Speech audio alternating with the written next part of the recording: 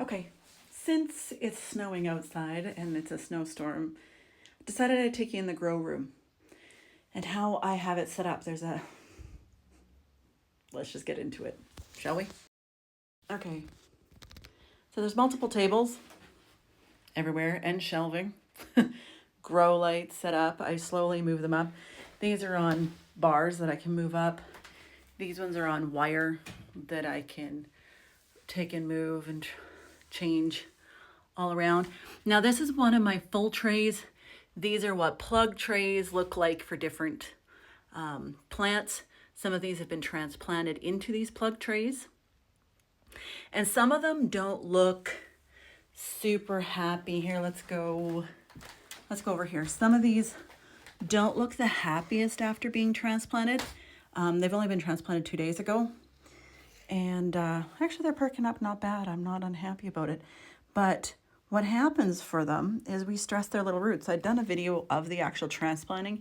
And when I go to transplant some more of these trays, I will show you guys how I do that and what that looks like.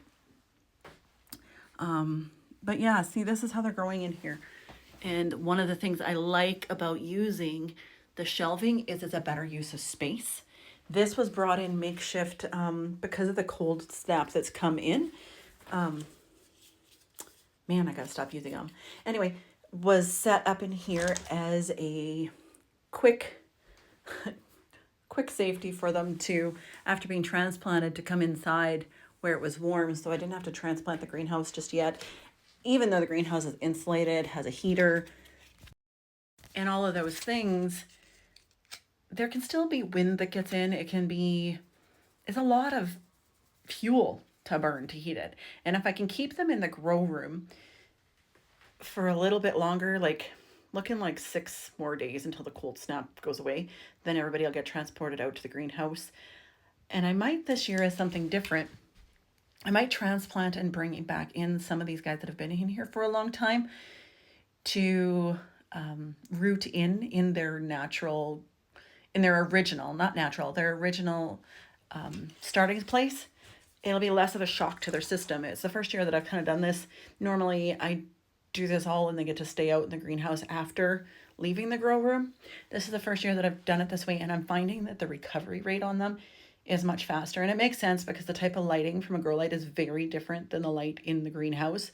The temperature and the humidity is not as controlled in the greenhouse as I'd like it as it is in this room. This room is set up